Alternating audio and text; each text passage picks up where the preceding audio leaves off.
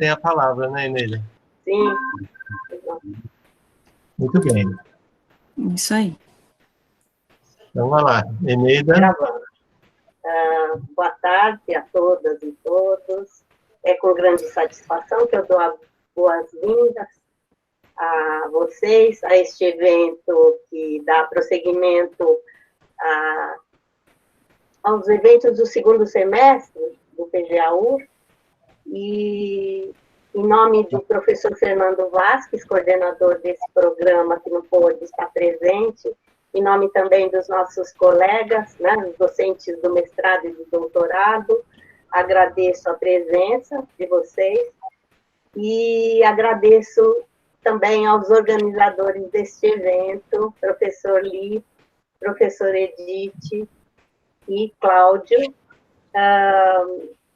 Agradeço a presença do professor Silvio Savaia, do professor Fernando Minto, que é professor da Universidade Santa Úrsula, mas também já fez parte do corpo docente da graduação aqui da São Judas, e professor Roberto Pompeia, da Escola da Cidade, que são os convidados desta evento. Gostaria de, então, cumprimentá-los pela relevância desse tema, né, e pela abertura, né, dessas discussões do grupo Papo Terra. Esse tema ele é relevante porque congrega não só aspectos técnicos, construtivos, mas essas dimensões simbólicas e sociológicas também, né? Essa revisitação das técnicas tradicionais e das aplicações em canteiros e processos, né, contemporâneos, elas têm muito interesse nos dias de hoje.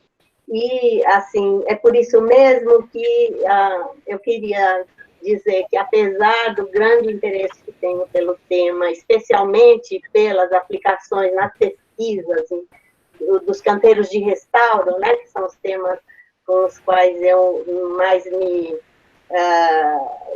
interesso e trabalho, eu não vou poder estar presente durante toda a discussão, porque eu tinha um compromisso anteriormente agendado. Mas, de qualquer maneira, não podia deixar de estar aqui, fazer as honras da casa, né? E cumprimentá-los, desejar, tenho certeza que as discussões serão muito ricas, proveitosas, e fazer os votos de que esse encontro seja o início de colaborações futuras. Então, eu passo a palavra ao professor Li e desejo um encontro muito profícuo. Obrigada. Bom, obrigado, Eneida. Agradeço também a todos por terem vindo, para nós é uma alegria. Queria só fazer um pequeno ajuste, que o Papo Terra ele é um grupo que ele surge no PGAU, né, no programa da São Judas, mas ele já conta com né, Fernando Minto, da Santa Úrsula, e Roberto Pompeia, representando também a Escola da Cidade. Eles fazem parte já desse grupo, né? Então, eles são sempre convidados, mas, além de convidados, eles também são organizadores, neste caso aqui do evento, e eles são parte do grupo que tende, né, oxalá, a crescer e prosperar, né? Então, esse grupo hoje tem a alegria de ter o Silvio Savaia aqui, que é arquiteto, professor, e que é uma referência para nós, assim, né, no que diz respeito a construções com terra crua e terra de forma geral, né? Tem alguns tem projetos que coordenou, cujo material base é a terra crua, e também, em algumas situações, com a ABC Terra, né, uma entidade ligada com a divulgação e a busca no sentido de avançar com a penetração dessa questão dessa técnica e tecnologias associadas da Terra, e ele foi presidente do ABC Terra, né, por um período, E, portanto, ele tem esse vínculo com os grupos e coletivos, enfim, que trabalham com a terra, né? E que tem a terra como, vamos dizer assim, um grande mote, né? E o nosso grupo, né, o Papo Terra, ele tem um pouco também essa intenção, né? A vontade é servir, assim, existe uma rede já de coletivos, de organizações, né? Que reverberam, né, essa produção da terra, que inclusive são base para fomento da produção em terra, e nós entramos para ajudar nessa rede, né, para eventualmente cobrir algumas lacunas, né, e tem essa dimensão de divulgação e de fomento do resgate e da valorização, né, da construção com terra. E, enfim, mais uma vez, reforçando, né, ninguém melhor do que o Silvio, né, que além do que é um querido amigo, meu mestre pessoal, assim, aqui para abrir esses trabalhos, né? Nós entendemos hoje o evento como o lançamento oficial desse grupo.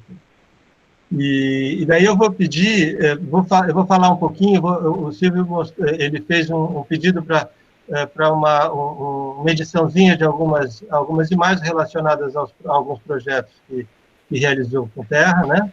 E algumas imagens de edifícios com terra crua também. Então, eu vou pedir, Léo, você pode fazer a apresentação. O Léo estava aí, acho que continua, deixa eu ver ele. Ele vai compartilhar a tela aqui para mim. Oba! Ótimo. Então, você pode ir passando, Léo. Então, o Silvio pediu para mostrar três projetos, né? Esse foi um que ele entende como exemplares enfim, que mostram 3 pontos, ou 3 momentos, né, marcantes, né, nessa pesquisa e ação relacionada à terra crua, que teve ele como coordenador. Então, esse foi um projeto para casas ali na favela São Remo, do lado da Universidade de São Paulo, né? E foram duas casas projetadas, uma era um sobrado, outra uma casa-terra. A casa-terra ainda está lá, elas foram construídas em Taipa, né? E que foi um momento especial, porque teve toda essa relação com a comunidade ali ao lado, e foi um momento para pensar possibilidades, né? E a terra entrou ali como um dado para esse pensar o futuro ali naquela comunidade. Pode passar, Léo, vai ser uma passagem rápida. Aqui tem algumas imagens que foram feitas, um as-built da Casa do Sobrado, pode passar, aí da Casa Térrea, pode passar, esse é um material oficial na ocasião desse projeto, de novo, né? E o material as-built foi feito numa dissertação também da São Judas.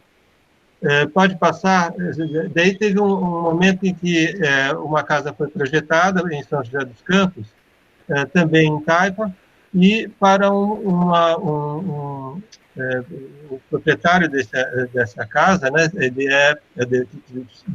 que fez a demanda para esse projeto, ele foi um consultor nesse projeto lá da São Remo, e por conta dessa aproximação, surge esse projeto, um projeto que acabou, como eu falei, não sendo executado, mas é que a gente já percebe essas taipas em linha, né, o que são o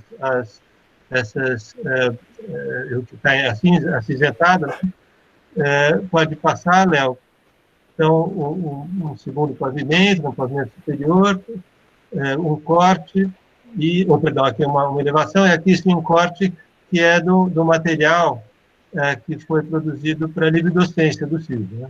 Eu também tive a honra de participar desse processo ali da livre docência. Pode passar, Léo. E daí essa é uma terceira casa, elas têm um tempo entre elas, aí acho que ligar até década entre uma e outra. E essa é uma casa que foi construída ali na região de Campinas, que a gente se refere como a casa da Gilda, né, Gilda Moraes Ferreira. E o Fernando Minto, que está aqui, ele inclusive participou ele foi o construtor, ou dos construtores ali, presente na construção dessas taipas. Pode passar, Léo.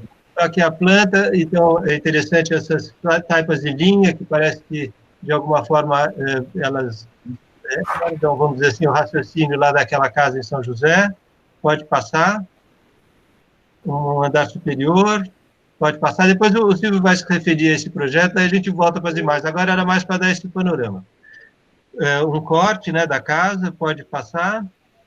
Algumas imagens mostrando a taipa, né, esse detalhe, né, para receber as vergas, que são arcos abatidos ali das aberturas, que é uma peça feita em concreto. Uma imagem do Silvio ali. Essas são algumas imagens que alternam tanto já uma situação recente com durante a obra, né? Pode passar, né? As taipas sendo construídas, tem todas as formas das taipas, enfim, podemos seguir. Foi uma obra muito interessante, que acho que a gente vai conversar. As bases dessa obra foram feitas em pedra, né? Então, a fundação em pedra. Pode seguir, Léo. Algumas outras imagens dessas formas interessantes, deslizantes, a pecinha que faz que recebe ali o arco abatido. Pode seguir. E daí o Silvio também pediu para mostrar que ele vai também trazer como referência essas imagens que são de edifícios antigos, né, em Portugal, né, sendo uma das linhas, né, vamos dizer assim, das tradições que nos formam, né. São casas muito antigas, em terra, né, aí são todas em taipa, né, então você vê muros antigos, alguns com algumas construções depois anexas, enfim, construções algumas vezes, inclusive, pré-históricas, né, ditas, né. Pode passar. Eu acho que essa é a última imagem, essa aqui no Algarve. Pronto. Então, Silvio, depois o Léo, enquanto enquanto você estiver conversando, ele pode ilustrar a sua fala. Eu achei que era interessante ter esse panorama antes, né? A gente conversou a respeito. Então, eu queria passar a palavra para o Silvio. A ideia é que ele fale livre, porque é uma delícia ouvi-lo falar assim, sem grandes, sem rédeas, e na medida enfim, da temperatura aqui do chat ou do pessoal querendo conversar, a gente faz algumas inserções, mas a ideia é que nos 20 minutos finais, assim, a gente tenha uma abertura para interação. Eu te aviso mais ou menos quando eu tiver dado uma meia hora, assim, do papo, tá bom? Então, Silvio, uma alegria ter você aqui, uma honra, e, enfim, estou louco para te ouvir. Muito bom, muito obrigado. Eu queria, em primeiro lugar, cumprimentar o companheiro desse tempo todo, que é o Vitor Lotufo. Estou muito feliz dele estar aqui nesse momento. E uma das primeiras obras de terra que nós acompanhamos é o forno de pizza, que era maravilhoso, ainda lá nas Perdizes. E estou muito contente da gente estar se reencontrando. A par disso, eu queria dedicar essa fala a um companheiro de 50 anos, meio século, que é um grande arquiteto e que nos deixou recentemente, que é o Maxime Bucarete. E eu conheci, ele tinha 18, 19 anos, ainda estudante. A vida toda nós estivemos juntos e, recentemente, ele, com 68 anos, decidiu ir embora. Um grande amigo e um grande arquiteto também. Eu queria agradecer a todos que tiveram ontem aqui nesse primeiro papo, que foi para esquentar os motores, e foi bom, porque me animou. E queria também agradecer a presença de todos hoje. Anima muito e espero que a gente avance as ideias, porque essa falação tem muito pouco de personalismo e tem muito de proposição em função do que pode ser, que eu acho que é o que nos move. Eu queria começando, lembrar que a Terra é um material fundamental. Ela é fundamental, e ontem eu expliquei melhor isso. Ela é um material básico, ele é um material de sempre. E é um material que não se esgota em si. Ele sempre pode ser retomado e pode ser indicação de futuro. A Terra, face aos materiais industrializados que vêm do século, sobretudo, 19 e 20 para cá, né, o aço, o cimento, o que for, os plásticos, ela é primordial e ela é referência básica. Esses materiais que, na história da arquitetura mais recente, ocuparam um espaço enorme, tanto esteticamente quanto enquanto proposição.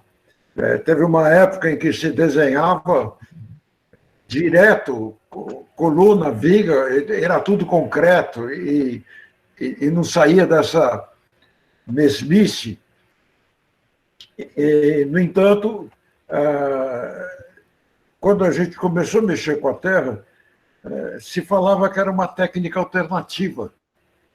E, de fato, ela não tem nada de alternativo. Alternativo é o concreto, alternativo é o aço, alternativo até o vidro, apesar do vidro ser muito antigo. A Terra não, a Terra é primordial. E a Terra tem uma outra dimensão envolvida que a gente tem ignorado e que, além desse reacionarismo dessa arquitetura baseada nos materiais recentes, industrializados, que fica se remoendo sobre si mesmo, publicando o tempo todo nas revistas, essa coisa enfadonha, como o Gregótti dizia, proibir os alunos de ficar vendo revista, porque não interessa. A arquitetura é outra coisa. A arquitetura não é forma, não é arquitetura analítica. A forma, dando uma forma, outra forma. A arquitetura é vida, é manifestação de sentimento, é procura. Né? E esse nosso país foi feito de terra, todo ele. A gente tem um exemplo maravilhoso de Ouro Preto, que é todo de terra, pau a pique. Lisboa foi reconstruída no Pombal, como diz o Pompeia, com as gaiolas do Pombal, toda de pau a pique. Por quê? Porque era uma solução perfeita e muito avançada. E se criou um pau a pique que tinha pré-fabricação de janelas, de portas, de tudo, e se reconstruiu uma cidade. Então, esses eventos todos que ficaram meio à margem e que se levou a pensar a Terra como a construção com terra como algo alternativo, de fato, elimina o fundamental. E o fundamental, eu queria avançar um pouco uma ideia, que é a dimensão espiritual da vida. O homem não é apenas a materialidade que vem do século XVIII para cá, e essa concretude. O homem é espírito. E o espírito é entendido como tudo aquilo que é imaterial e que faz parte da vida do homem. Os sentimentos, os desígnios, as proposições, tudo isso você não tem materialidade e concretude, no entanto, fazem a nossa vida e orientam toda a vida concreta que nós temos. Essa dimensão espiritual tem na Terra um elemento básico, ou seja, a Terra faz parte da sacralização da experiência humana no mundo. Ela é sagrada em si. Não é a troco de nada que na Bíblia se diz que tirou o pó e fez o homem. Só para ficar claro que não se deve menosprezar o fato de estar se usando terra. Pelo contrário, eu acho que é a hora de se trabalhar a terra dando todos os contornos possíveis que ela ainda pode ter. Ontem a gente falava, lembrando das construções do Iêmen, que têm 7, 8 andares de altura e são feitos com pelotas de barro que eles vão jogando e vão colocando e fazendo aquelas paredes, que são semelhantes à taipa, mas não é uma taipa de pilão. Essas construções têm a altura de Paris, ou são mais altas que Paris, que é uma das densidades mais interessantes do urbanismo desses últimos 2 séculos. Então, é possível fazer muita coisa com a Terra, é possível trabalhar a realidade urbana, é possível trabalhar a paisagem e os grandes espaços, é possível conviver com a natureza e, sobretudo, é possível se recuperar o material toda vez que ele é destruído e ele é refeito. Ou seja, se você derruba uma parede de taipa, você pode construir um pomar em cima. O contrário também, você pode tirar a terra de um pomar e fazer uma parede de taipa. Qual é o segredo básico dessa sacralidade? É a sua descentralização. Ela é universal, ela se encontra em tudo quanto é canto, e ela é descentralizada. Ou seja, o esforço de produzir é um esforço concentrado no local. Portanto, a sacralização da terra é fundamentalmente o fato dela ser um elemento generoso, amplo e local para todos nós. Então, quando nós propusemos a construção com terra, a gente não sabia disso tudo.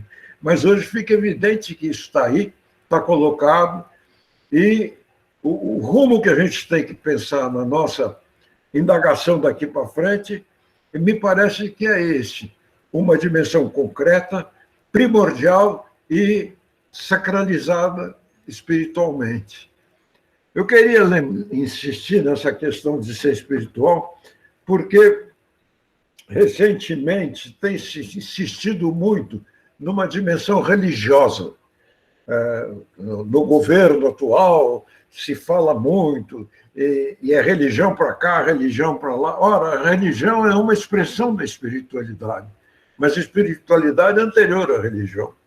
A espiritualidade é fundamentalmente a conquista imaterial do homem, nas suas ideias, nos seus sentimentos, nas suas comunicações, na sua poesia. Então, com quem eu conversava disso, muitas vezes eram Artigas, que era uma pessoa altamente espiritual.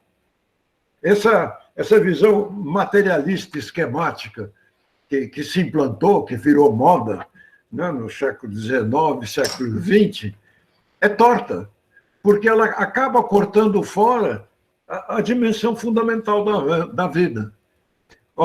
E essa ideia de que a gente tem nas mãos a possibilidade de falar da dimensão espiritual, não importa que religião se associa a ela, mas falar dessa dimensão e insistir que o convívio dos homens é também um convívio espiritual, especialmente nesse país, que é fruto de um desígnio, de um país que procurava expandir a sua dimensão espiritual e que vem juntar índio, negro e branco, formando realmente um caldo de cultura absolutamente interessante.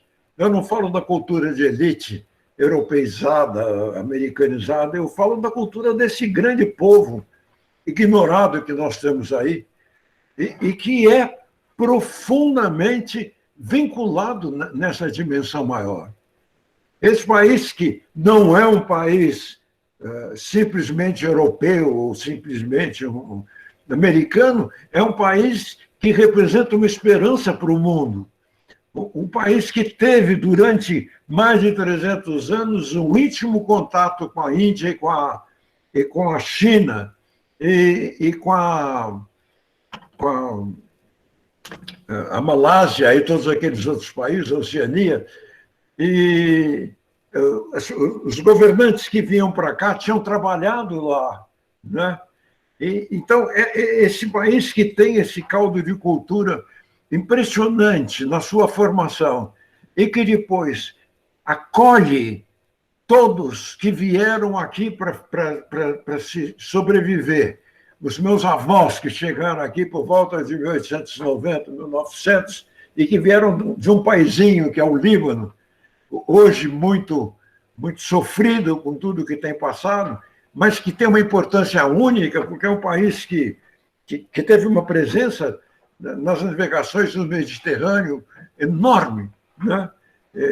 E que nunca não guerreava, era um país que comerciava, discutia e que fez o alfabeto. Então, esses meus avós chegaram aqui e foram acolhidos. Meu avô foi parar em Minas Gerais, num lugar que parecia a terra dele no Líbano, e em 10 anos já era vereador, já sabia das coisas. A Lúcia, que tem seus avós que vieram do Japão e que também viraram brasileiríssimos, né? As festas japonesas na casa dela são festas caipiras, japonesas caipiras, né?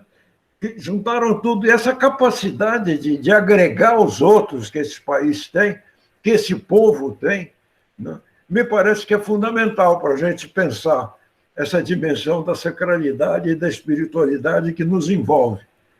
Não estou querendo abrir mão do concreto, pelo contrário, a Terra é matéria, é a mais matéria das matérias.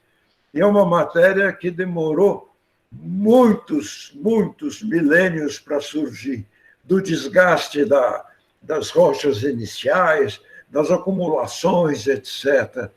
Nesse sentido, quando a gente pega um punhado de terra, seja para construir, seja para o que for, seja para plantar, a gente está pegando algo que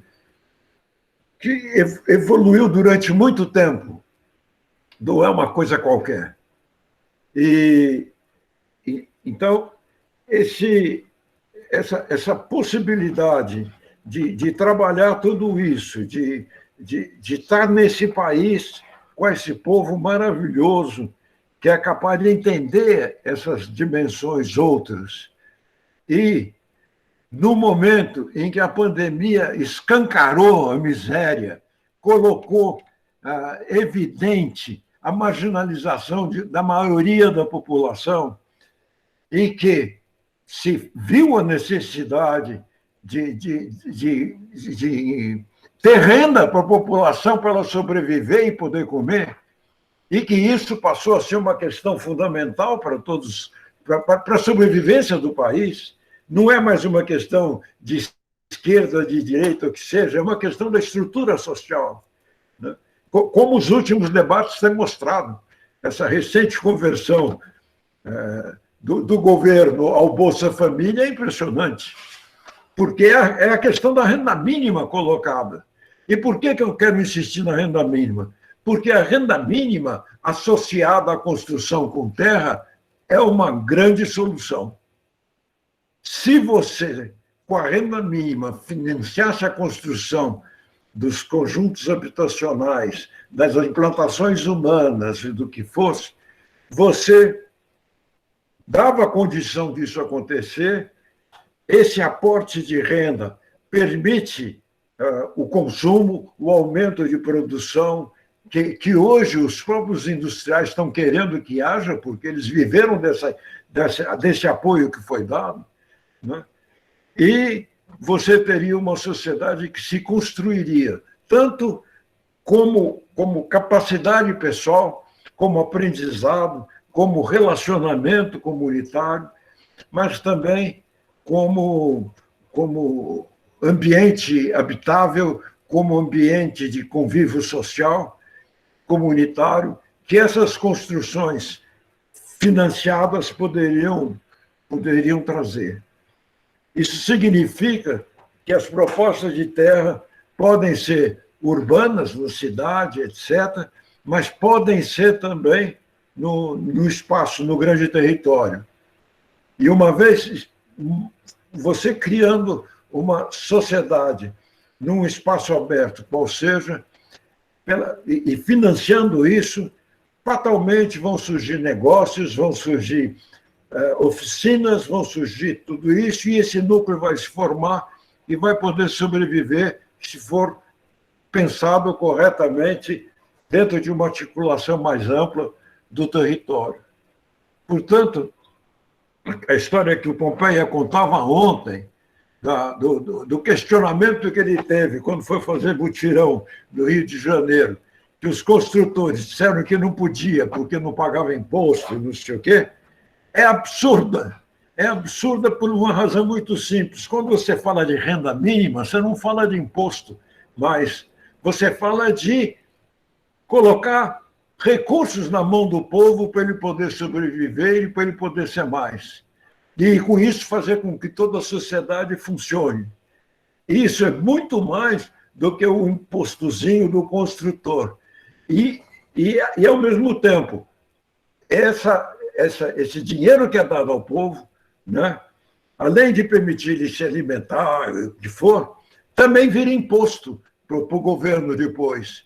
Então, é um mecanismo interessantíssimo que se a gente tivesse economistas com uma visão efetivamente popular e não apenas com essa visão de fabricantes que querem ter lucro e querem se situar dentro das negociações maiores, mas nós tivéssemos economistas que realmente compreendessem a riqueza desse povo e compreendessem a importância desse povo poder sobreviver e se desenvolver e progredir, eu acho que a gente avançaria muito com essa linha de projetos que a gente sempre pensou.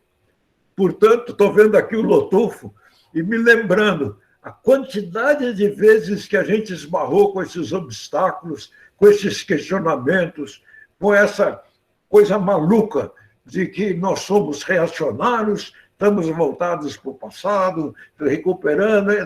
Tudo isso não passa de uma ideologia oligárquica que quer sobreviver a toda custa, mantendo os seus poderes na mão e ignorando o resto. Nós não somos isso. Nós somos, de fato, gente vinculada à história desse país, gente vinculada ao seu processo, ao seu futuro, e gente que quer encontrar projetos passíveis de serem feitos por todos nós em conjunto. Eu fico pensando nessa pequena história desses 3 projetos que foram mostrados aí. O primeiro, que é o projeto da cidade universitária, que foi feito na favela e depois foi derrubado, por conta de uma colega nossa de dor de cotovelo, que sempre acontece nessas horas, que é uma pena, mas, em todo caso, ele tem uma história interessante, porque ele foi tão sólido que foi difícil de derrubar. E a sua derrubada está documentada num vídeo da FAO, que espero que ainda exista. Esse projeto dessa universitária coloca as questões iniciais, que é o tijolo compensado, feito com aquela máquina Simvaran, experiências de taipa, uma taipa entre tijolos, para a gente ver como é que esse negócio funcionava, né? E a gente perdeu o medo de mexer com terra, né, nessa universitária. Quem apoiou esse projeto foi a Maradélia de Souza, e quem incentivou é o então governador Franco Montoro, que foi inaugurar e tudo isso. O segundo projeto, que é o projeto do Luiz Gonzaga em São José dos Campos, não foi construído, mas é uma casa grande, é uma casa com uma expressão formal clara, uma procura de expressão de arquitetura efetiva. Essa casa contém toda uma elaboração que, depois que não foi construída, o Luiz Gonzaga, que é o produtor do DS-3324, ou da Dinasolos, que é um estabilizador da terra no início da construção, que tirou um grande proveito da experiência que nós fizemos com borra de carbureto, porque ele passou a comprar borra de carbureto para fazer a compactação das estradas que ele fazia, né? O Luiz Gonzaga não fez a casa. Eu falei, bom, já acabou, não sei o quê, etc. E aí surgiu a possibilidade de fazer a Casa da Gilda, que é a terceira que é mostrada aí.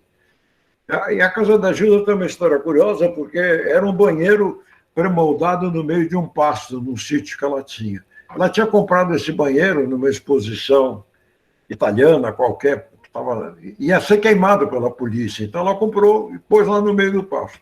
E aí pediu para fazer alguma coisa. A gente começou, vamos fazer um quarto, vamos fazer... E acabou virando essa casa. E o banheiro, se vocês quiserem ver, é esse que tem uma pessoa deitada na banheira, bem no canto do dormitório à esquerda. Né?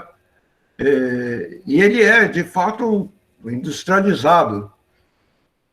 E aí foi indo, virou essa casa. E o curioso, o Minto lembra bem disso, quando a gente estava fazendo, né?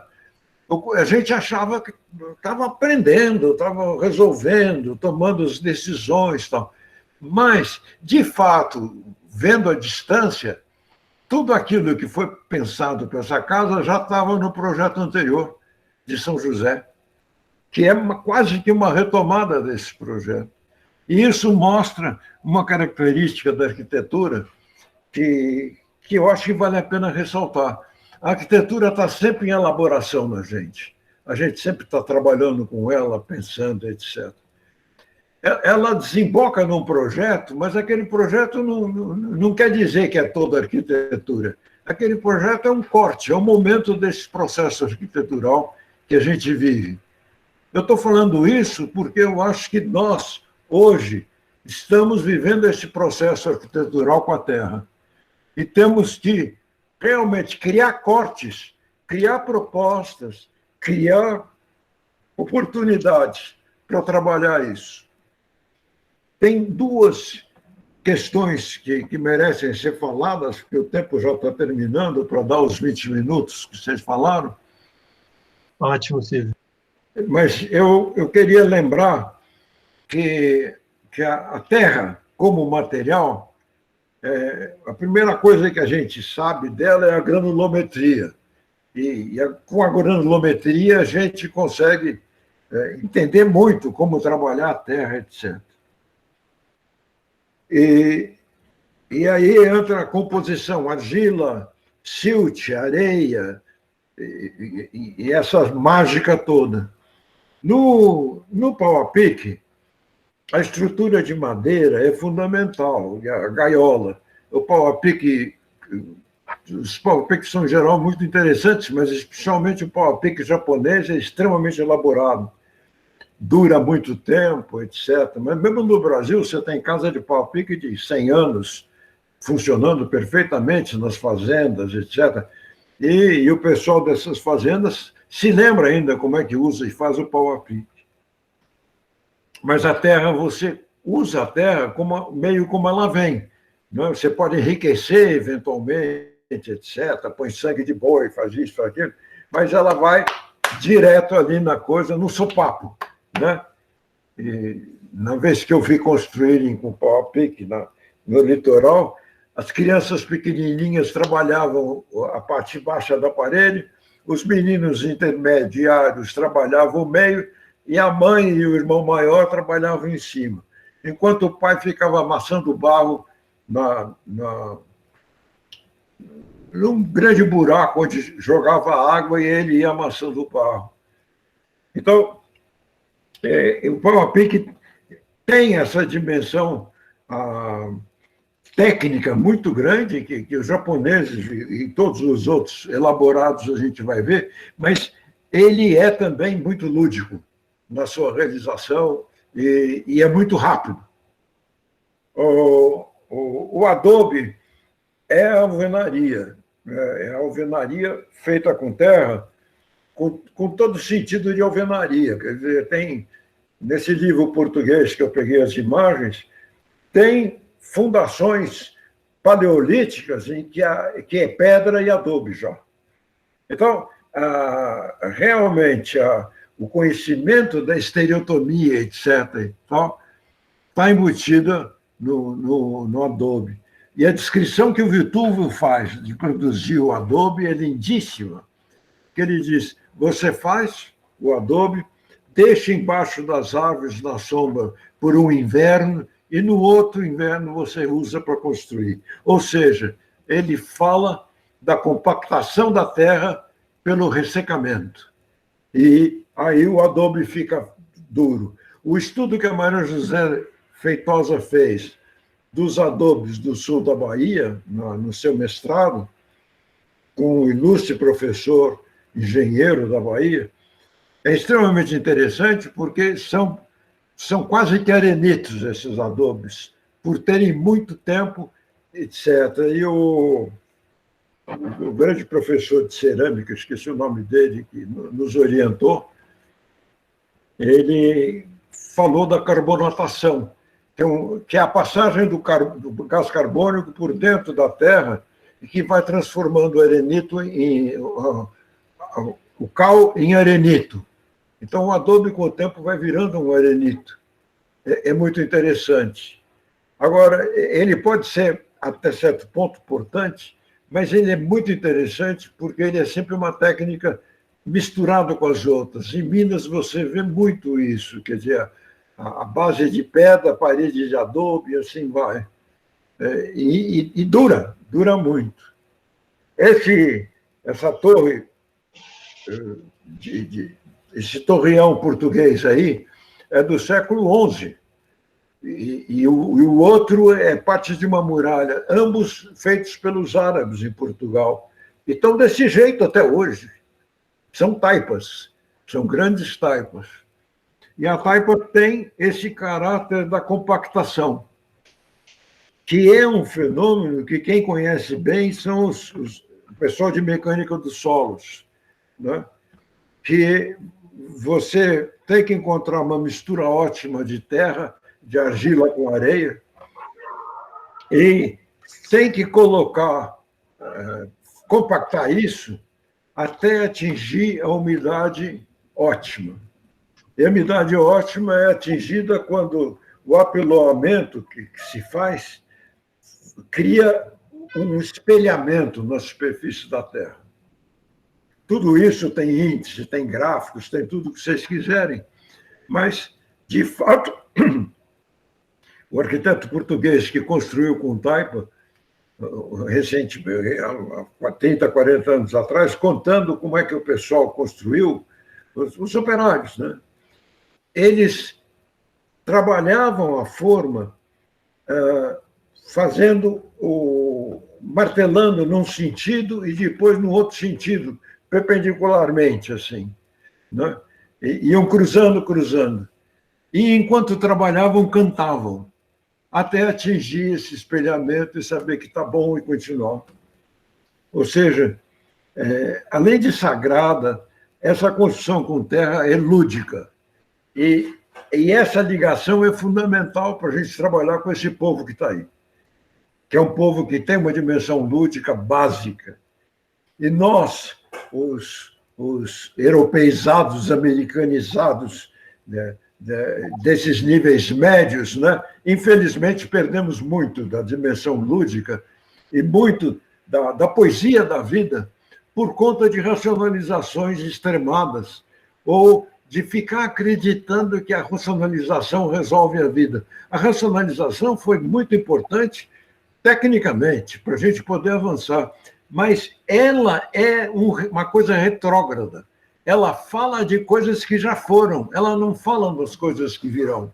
As coisas que virão são, fundamentalmente, os desígnios, os sentimentos e as vontades das pessoas. E isso se encontra na dimensão popular plenamente.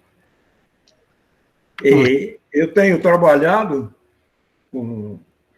eu fui até Macau para conhecer Macau, eu tive relação com o pessoal chinês, né?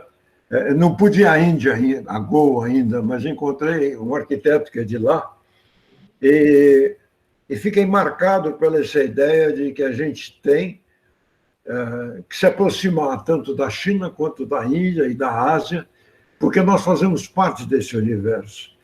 E a aventura portuguesa do século século XV, XVI, de desbravar o mundo, de aceitar navegar não só pela costa, mas atravessando o oceano, usando a experiência dos árabes de se conduzir pelas estrelas, usando a experiência de construir barcos que na origem vem dos germânicos, dos vikings em Portugal, e usando a tenacidade guerreira que aquele povo tinha naquele momento que construiu o seu país, né?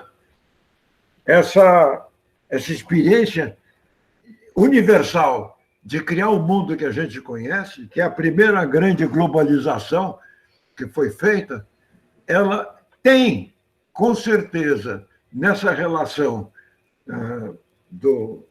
desse país, que é o país mais oriental dos ocidentais, com o Oriente, que hoje está aí aberto a todos nós, ela tem uma perspectiva de futuro muito grande. E se vocês lembrarem do nosso grande amigo, Gernot Mink, alemão, que trabalhou sempre a terra, e que tem um livro lindo sobre isso, etc., ele tem experiências únicas, tanto na Nicarágua, etc., como também na Índia, com construção com terra. Ele é um exemplo do que a gente pode tentar fazer e chegar.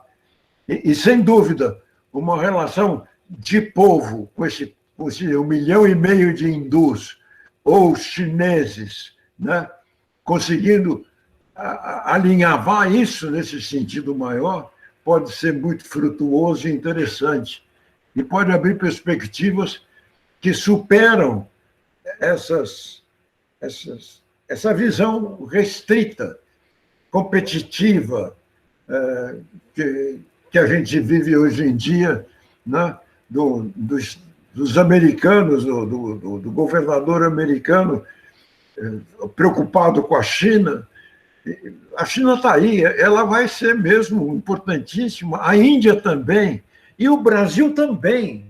Então, nós estamos falando de uma outra realidade, em que essa realidade europeia, que valorizou a técnica, que avançou, etc., que redondou nos americanos, etc., essa realidade que é hegemônica, ela não será mais hegemônica diante desse universo de gente, de povo, de possibilidades enormes que nós temos pela frente.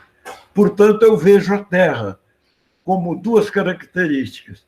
Uma, sagrada, sacralizada, e faz parte do nosso processo de sacralizar a vida e entender que a vida tem uma dimensão sagrada.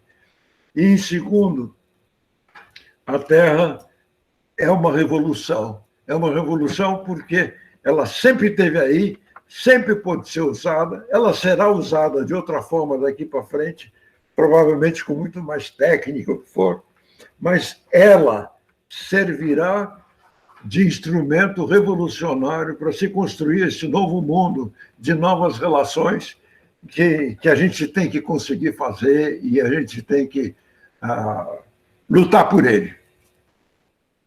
Acho que consegui, né? Falei mais do que devia. Não, falou maravilhoso. Eu falei que para você não é bom ter rédea, eu acho maravilhoso. Acho que você traz a dimensão que é para começo de conversa e na verdade, dá o tom da conversa toda. E daí eu vou dar umas cutucadas aqui, o pessoal do chat está mais quietinho, mas eu queria... Mito, você não quer falar? Você estava com algumas hipóteses de alguns nomes, e depois Pompeia, eu queria convocá-los a falar, que foram citados, inclusive, na fala do Silvio, vocês não querem interagir aqui. Vai lá, Minto. Bom, boa tarde a todos. Tá dando para me ouvir bem? Ou... tá bom. Sim, dá sim. Bom, boa tarde a todos. Muito bom ouvir essa fala que pode nos ajudar a refrescar um monte de coisa que muitas vezes fica incubado na gente, né? Questões que ficam muitas vezes nubladas pelo dia a dia, né? Como bem já percebeu, um monte de filósofo, um monte de sociólogo, né? Assim, eu me lembro, essa fala do Silvio me faz muito bem lembrar um dia que eu levei um chacoalhão, né? Que foi quando a gente foi num encontro de terra na Bolívia. e a gente foi conhecer um canteiro de obras, de uma casa, um casal com filhos que estavam construindo a própria casa. E ao descrever a construção, que é toda cheia, né, de simbologias, né, assim, o homem constrói uma parede, a mulher a outra, e na caminhada é realmente esse encontro, né, e tem toda uma questão ali. No início, todos eles entram no buraco onde vai ser a casa e calados, conversam com a terra, pedem licença para a terra, né? Faz daquilo, então, esse papel de sacralização que o Silvio tanto fala. Uma questão que é muito cara para a gente lá na universidade, uma discussão que a gente sempre tem nos ateliês de terra, é justamente em cima desse massacre que a modernidade fez, né, com a gente, na promessa, né, de uma emancipação da gente através do uso da máquina, né, que a gente ia se emancipar, ia ser mais livre, ia ser mais um monte de coisa, e no fim a gente se colocou numa prisão, né, essa prisão dessa vida reificada.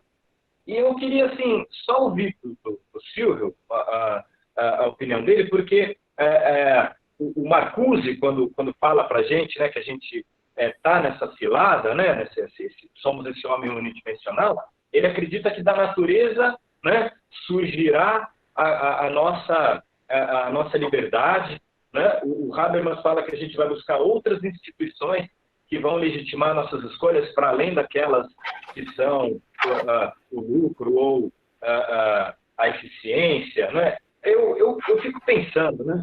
Se não é pela natureza, se não é por uma comunicação, né? Ou por uma ação comunicativa, como diria o Habermas, para além de entender o problema, né? Mapear o problema e nos incomodar com ele, que é, então, estar preso a essa reificação da vida, da onde, né, Silvio, você acha que vem essa virada? Eu não sei se eu estou pedindo para você uma dica mágica, né? Não sei se é possível saber a origem disso, mas talvez esse seja hoje o meu maior incômodo. A gente lê um monte de gente que está negando a possibilidade do outro, dizendo, não, acho que não é por aí, não, acho que não é por aí.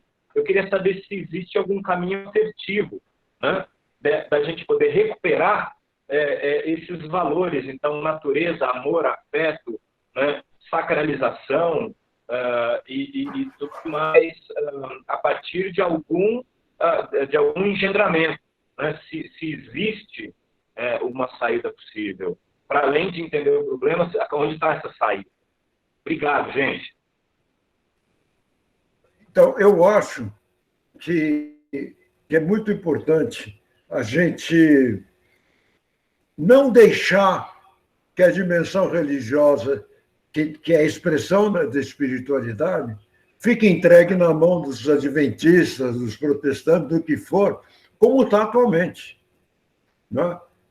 Esse Papa, por exemplo, já é uma outra dimensão espiritual, porque pensa o mundo e é muito contemporâneo, mas a espiritualidade está em todos. Não é uma questão de vida após a morte, do que for, isso cada um acha o que for, mas é uma questão de trabalhar o conteúdo imaterial da vida humana, que é infinito, que é diferente da matéria, que é finita, né?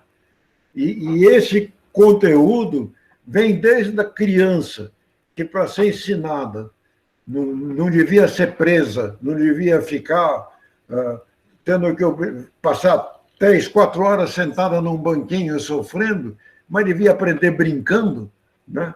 Vem desde essas experiências incríveis ao reconhecimento do valor das práticas efetivas da população. Como é que essa população sobrevive e como é que essa população conseguiu enfrentar a pandemia, né, da forma como está enfrentando, e apesar de ter muitas ocorrências, consegue sobreviver?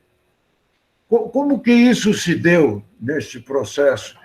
Como que esse país foi palmilhado a pé por toda essa gente, pelos índios, que eram os donos disso daqui, pelos escravos que mais de 3 milhões que vieram produzir a riqueza que nós temos, e pelos portugueses que adotaram tudo isso e palmilharam esse território. E ficou esse território enorme na mão, que é uma riqueza única, e que hoje está sendo queimado do jeito que está sendo queimado, está sendo vilipendiado pelo veso tradicional da posse da terra como propriedade de um indivíduo ou de outro. Queima simplesmente para ser dono daquilo lá. Ou para botar umas cabecinhas de gado que também não vão ter rendimento econômico. Filho de um biólogo, como meu pai era, eu fico horrorizado com a mortandade que isso significa. Os bichos... Eu vi a fotografia do tamanduá cego na outra queimada, e eu me lembrei do tamanduá que meu pai estudou, esse bicho maravilhoso, né? Então, é de uma crueldade o que se faz nesse território, que chegou fruto desses 500 anos de miscigenação, de tudo isso, e que é apropriado, usurpado e vilipendiado dessa forma. Eu acho que a gente tem que lutar em relação a isso e tem que defender essa dimensão da natureza também como elemento básico e fundamental. E uma moça inspirada dessas que recebe coisas, fala, mas que com uma grande capacidade, esses inspirados são respeitáveis, independente do que falam e tal, né?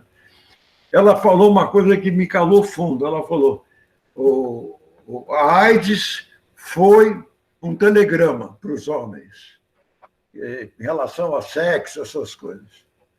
A pandemia é uma carta mostrando, e colocou todo mundo de escanteio, todo mundo atrapalhado com um negocinho que a gente não sabe direito o que é. Mas vem aí um outro elemento de grandes convulsões naturais que vai modificar esse negócio. E me calou fundo pelo seguinte, porque ela se referia a vulcões, terremotos, essas coisas todas. E a gente não está longe, não está necessariamente isento disso, né? Por mais estável que seja tudo. Então, a pandemia mostrou claramente que os mecanismos que a gente acredita tão fortes e tão firmes são frágeis, são efêmeros, né? Fácil o que pode acontecer. Portanto, me parece que é fundamental a gente se abrir para essa dimensão de construir com o povo, se associando ao povo aquilo que eles querem construir. E mais isso do que qualquer outra coisa. E em relação ao que esse espírito germânico, anglo-saxão, produziu de ciência, de técnica, de tudo isso, né? Não há nenhuma negação.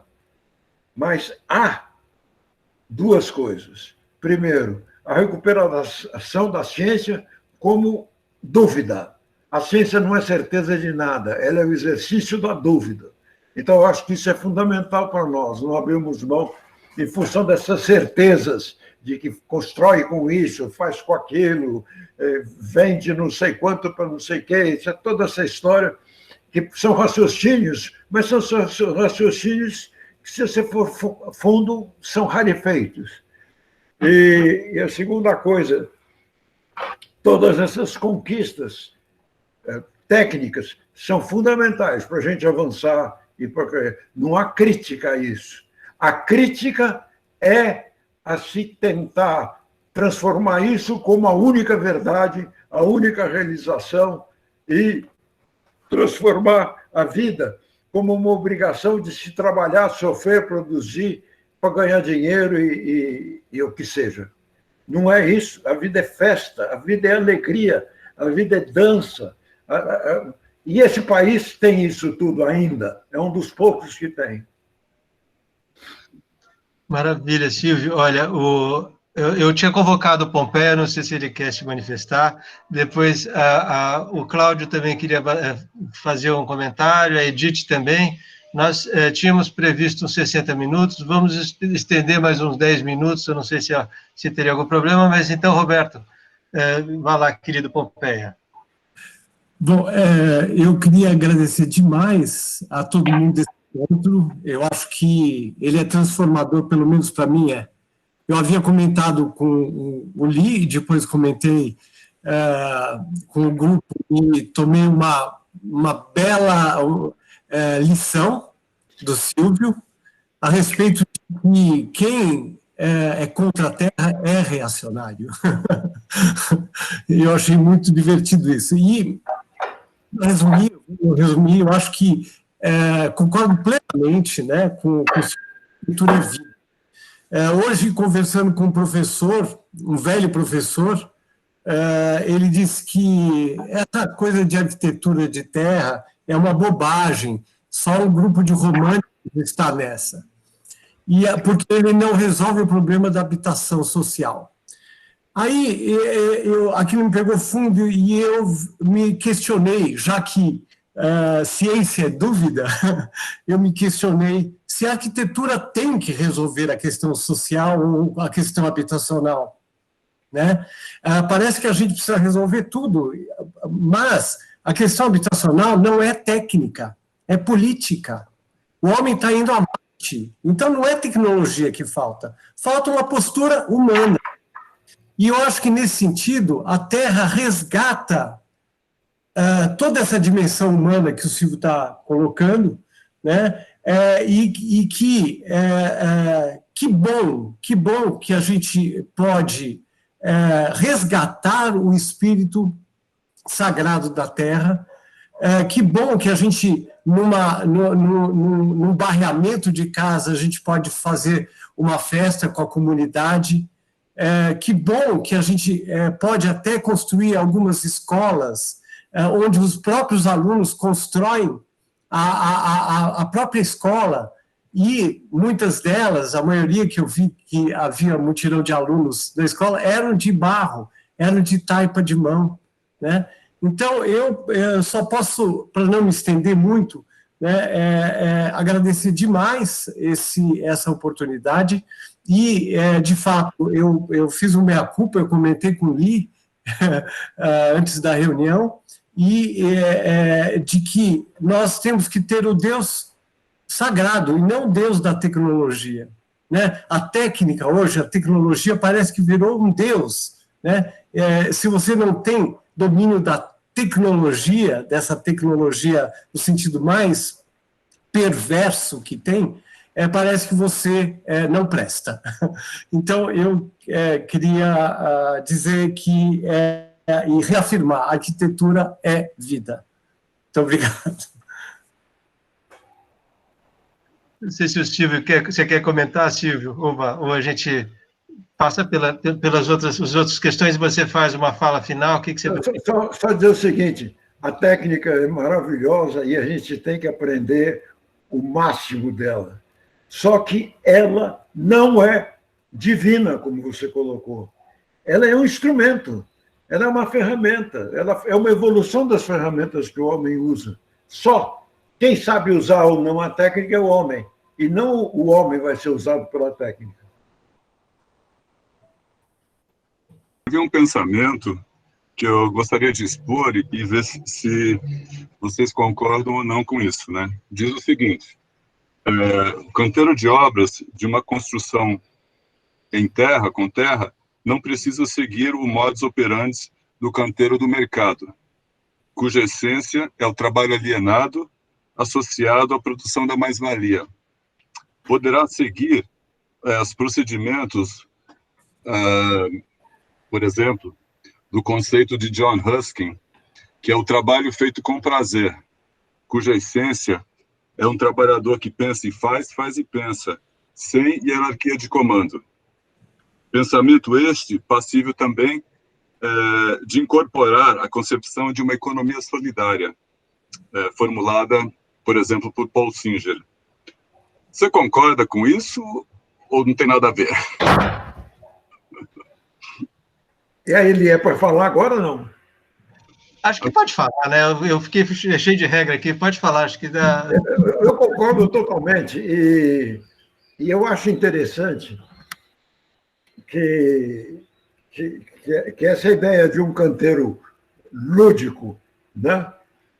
Longe de ser uma desorganização, ser uma bagunça, não sei o quê, sem disciplina, é muito mais eficiente, porque realmente todo mundo está ali aderindo e não obrigado prisioneiro. E a solidariedade é um dado fundamental, qual seja, é importante, mas hoje tem esse hindu, que está indiano, que está falando isso daí também, né? E colocando a dimensão humana na produção da economia, etc., e que parece muito importante, e não simplesmente o lucro e coisas que tais. Eu acho ótimo o seu pensamento. Obrigado. Existe uma proposta hoje nos jornais das estradas de ferro, que são muito bem-vindas, porque, enfim, o rodoviarismo vai ser não vai ser tão hegemônico, porque não dá mais. Mas falta uma estrada, porque as estradas são todas norte-sul. Falta uma estrada leste-oeste, ou duas. Uma que passa pelo Mato Grosso e vai até o Chile, Antofagasta, e outra que é pelo Rio Amazonas, Iquitos, e vai para o Peru, o que for. E essas duas estradas são fundamentais, porque elas vão nos ligar com o Oriente e vão nos ligar com a África. E essa questão do Norte-Sul, que nos oprime sempre, fica relativizada. Isso mostra claramente uma questão de sensibilidade. Quer dizer, a sensibilidade aí estabelecida valoriza a relação Norte-Sul, mas a sensibilidade profunda nossa valoriza o leste-oeste, e que eu acho que a gente tem que recuperar enquanto espaço. Isso leva a entender que a sensibilidade é mais inteligente que a razão. E isso é um dado fundamental. Já no Platão você vê isso, quer dizer, o primeiro contato do homem com as coisas, com os outros, com o mundo, é sensível. A razão é uma elaboração sobre os dados sensíveis, mas ela é posterior e ela é retrógrada, porque o que veio primeiro é o sensível, e é ele que vai estar puxando e andando. Então, quando essa proposta de trabalhar a arquitetura, né, não só tecnologicamente, mas sensivelmente, que aquele curso tinha, era um início dessa elucubração, que hoje fica para todos, eu acho. Eu acho que se os nossos alunos, se a meninada que vem aí fazendo, pudesse abrir para esse universo e puder, de fato, sentir de uma forma independente, livre, etc., como está acontecendo em relação ao consumo, a crítica que eles fazem hoje ao consumo, para que ter carro, para que isso, para que aquilo, o importante é viver. Então, eu acho que existe um ressurgimento da dimensão sensível muito importante em tudo, que merece ser trabalhada, especialmente na arquitetura. Porque a arquitetura não é simplesmente a forma construída e o elenco dessas formas dentro de uma visão histórica de arquitetura analítica. A arquitetura, mesmo quando ela repropõe aquilo que foi feito exatamente igual, é sempre uma criação. E o fundamental da arquitetura é você estar criando a forma com seus significados. E essa forma e esse significado vem basicamente do sentimento.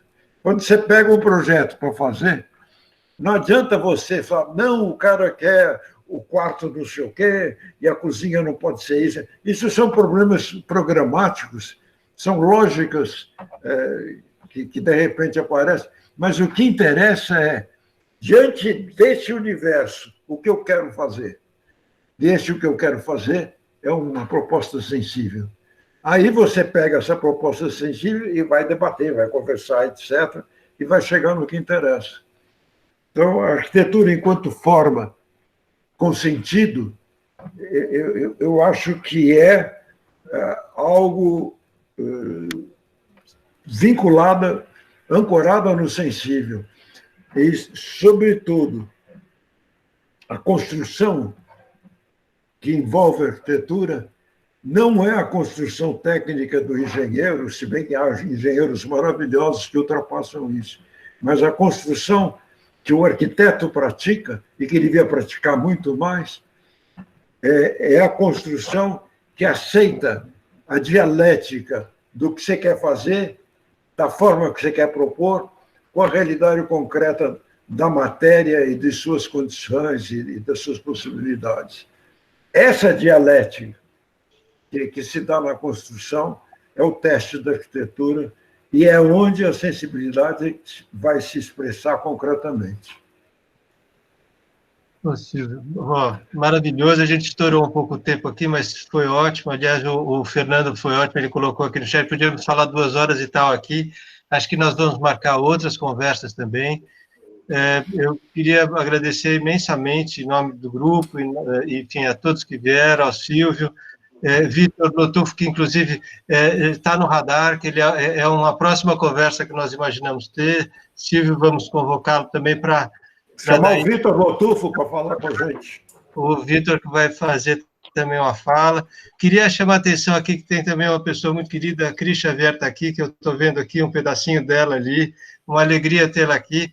Dizer, inclusive, que essa conversa ela é um pouco assim, inspirada no que você fez há uns 10 anos atrás, tentando juntar de novo, porque esse esforço de juntar de novo para conversar de novo sobre a Terra, enfim, e também junto com o Silvio. Então, assim, uma alegria que você está aqui, enfim, sabe que você sempre está próxima de algum jeito.